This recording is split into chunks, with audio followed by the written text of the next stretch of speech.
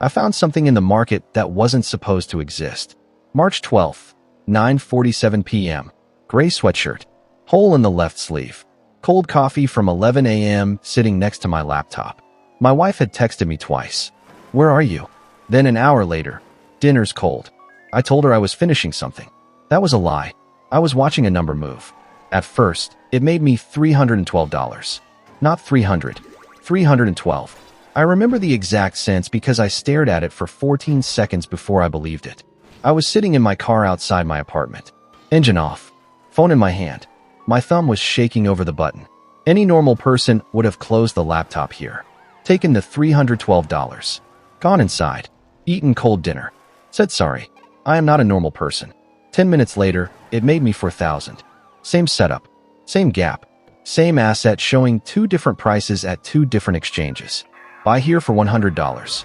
Sell there for $100.07. Doesn't sound like much. But when you do it 200 times in 60 seconds, for $1,000, that's when I stopped thinking it was luck. Because things like that don't happen twice. And if they do, you pay attention. The next day, 12,000. By the end of the week, 50,000.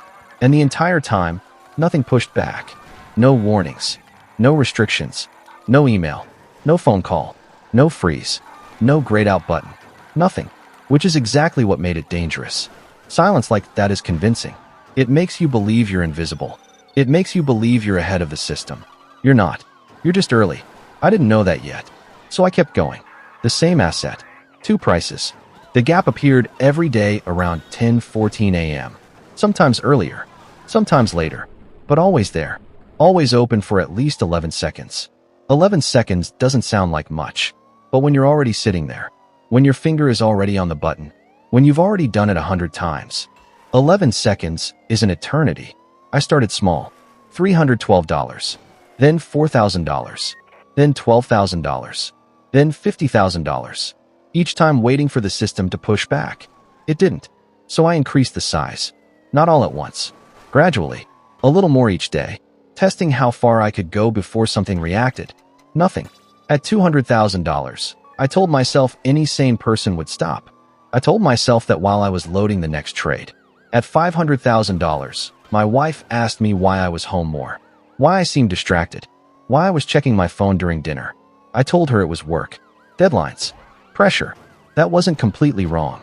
I was under pressure. Just not the kind she thought. Because every day felt like it might be the last day it worked. And that changes how you act. It makes you faster. More aggressive. Less patient. Exactly what happened. I stopped waiting for perfect conditions. Started taking anything that looked close enough. Because close enough had always worked. Until it didn't. But I'm not there yet. At $1.2 million, I bought something stupid. A watch. For $1,200. Didn't even like watches. Never wore one before. But I walked into the store at 3:12 p.m. and pointed at the shiny one and said that one. The salesman asked if I wanted to see it first. I said no. He asked if I wanted to try it on. I said no. He asked how I wanted to pay.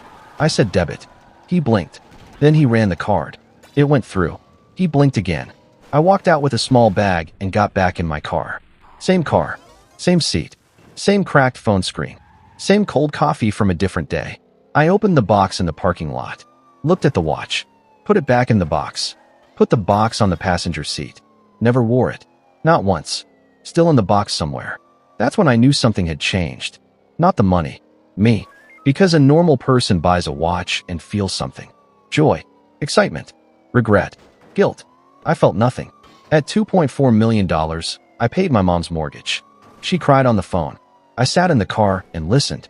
She said, "I'm so proud of you." I said thanks. I didn't tell her how. She asked what I was doing for work. I said trading. She said be careful. I said I am. That was another lie. At $3.7 million, I stopped going into the office completely. Started working remotely. Which really meant sitting in the same parking spot for 9 hours. Laptop open. 2 screens. Phone on Do Not Disturb. My wife stopped asking where I was. That was worse than the questions. She didn't get angry. She didn't fight. She just stopped. Started going to bed without me. Started eating dinner alone. Started living like I wasn't there. Because I wasn't. Not really. At $5 million, I took her to a dinner I thought would fix everything. Restaurant with no prices on the menu. Waiter with an accent. Bottle of wine for $900. I remember the number because I kept the receipt. She asked me how much I made. I said enough. She said enough for what? I didn't have an answer. I paid the bill. $1,847 after tip. Left cash on the table like I'd seen people do in movies. The waiter said, "Thank you, sir." I felt nothing. She was quiet on the drive home. Not angry, just tired. She said, "You used to come to bed." Then she went inside. I stayed in the car. Watched the screens until 2 a.m. At $6.2 million, the gap started changing. Not gone, just different. Smaller, shorter, less forgiving. Used to be 14 seconds, then 11, then 6, then 3. 3 seconds to see it. 3 seconds to click. 3 seconds to get filled before it disappeared. I didn't slow down. I sped up. Because once you know something is ending, you don't think about what you have. You think about what you're about to lose. That's the trap. At $7.5 million, I started pulling money out. Not everything, just portions. Moving it to different accounts. Separating it. Just in case. Didn't tell anyone. Not my wife. Not my mom. Not my partner. Because saying it out loud would have made it real. And I wasn't ready for that. But deep down, I knew something was coming. I just didn't know when. That uncertainty is what keeps you going longer than you should. You convince yourself you still have time. One more trade. One more window. One more opportunity. Until suddenly, there isn't. At $8.9 million, I made a mistake. Not a small one. A big one. The gap appeared at 10:17 a.m. 3 seconds.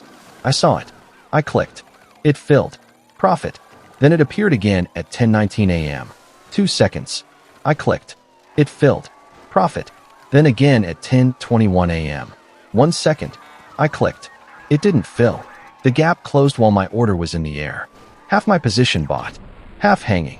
The price moved against me before I could cancel. I lost $400,000 in 2 seconds. Sat there, staring, heart pounding, thumb still on the mouse. Any normal person would have stopped, walked away, taken the $8.5 million, and never looked back. I am not a normal person. I doubled the next trade. It worked. Made back the $400,000 plus $200,000 more.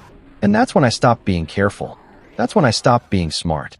That's when I started believing I couldn't lose. Because every time I should have lost, I won. And winning like that, it breaks something in your brain. Makes you think you're special. Makes you think the rules don't apply. They do. You just haven't met them yet. At $10.3 million, I bought a car I didn't need. Black. German. Fast. $147,000. Drove it off the lot and straight to the same parking spot. Sat in it instead of my old car. Same laptop. Same screens. Same cracked phone. Just a different seat. My wife saw it the next morning. Asked where it came from. I said work.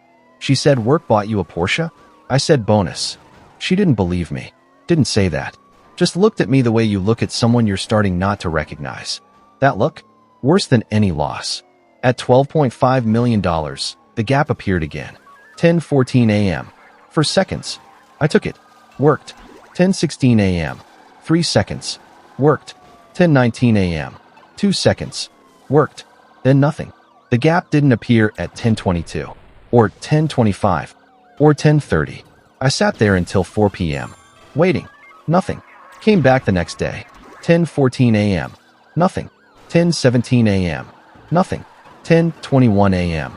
A flicker. Half a second. Gone before I could click. The day after that. Nothing. Then, on the fourth day, at 10:09 a.m., the gap appeared. Full width. Full time. 6 seconds. I took it. Worked. Took it again. Worked. Again. Worked. It was back. But something was different. The timing wasn't random anymore. It was adapting. Getting faster. Catching up. And once something starts adapting, it doesn't slow down. It speeds up. That's when I should have stopped. That was the exact moment. Everything after that was unnecessary. But I didn't. Because stopping felt like losing. Even though I had already won. That's the trap. So I stayed in. One more day. One more trade. One more opportunity. That's what I kept telling myself. Until the day came. It didn't feel different at first. Same car. Same parking spot. Same laptop. Same cracked phone screen. Same cold coffee from 11 a.m. It was 3:10 p.m. The market was moving normally. Nothing unusual. Just numbers going up and down like they always do. Then the gap appeared. Small. Not the big ones from before.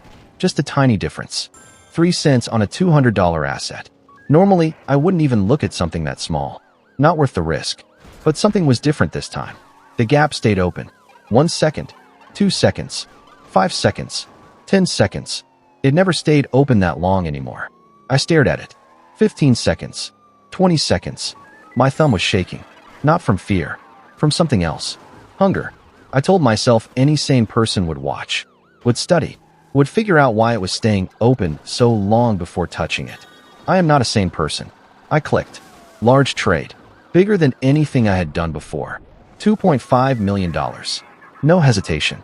Execution. It went through. Clean. Profit. $47,000 in 3 seconds. Another gap. Same size. Same duration. I clicked again. Another $2.5 million. Another profit. $51,000. Still open. Still there. Still waiting. That's when the voice in my head started whispering. The one that got me here. The one that said, one more at $312. At $4,000. At $50,000. At $1.2 million. At $5 million. At $10 million. One more. I looked at the screen. The gap was still there. 30 seconds now. Unheard of.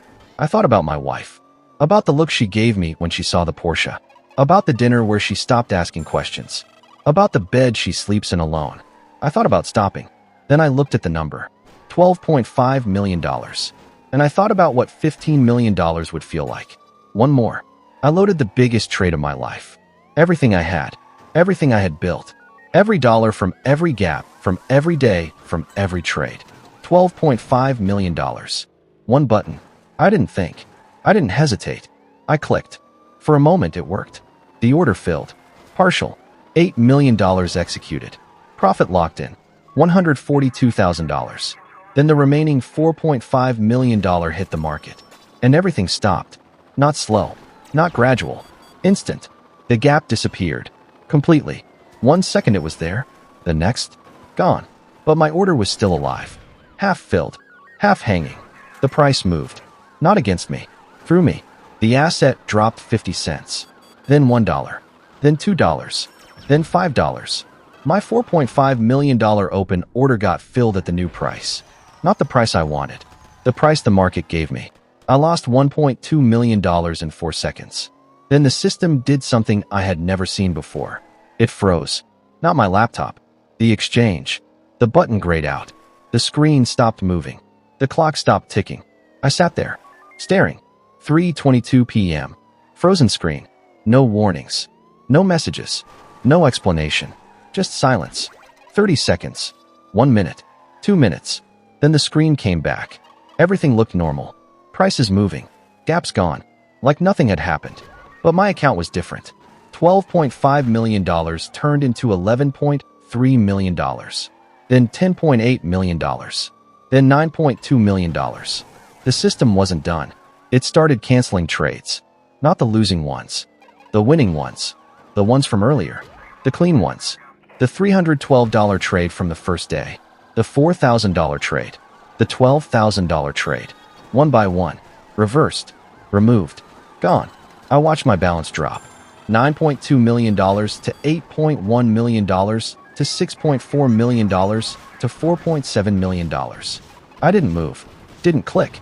Didn't breathe. Just watched. At $3.2 million, the reversal stopped. I sat there. For 01 p.m. Same car. Same seat. Same cracked phone. Balance.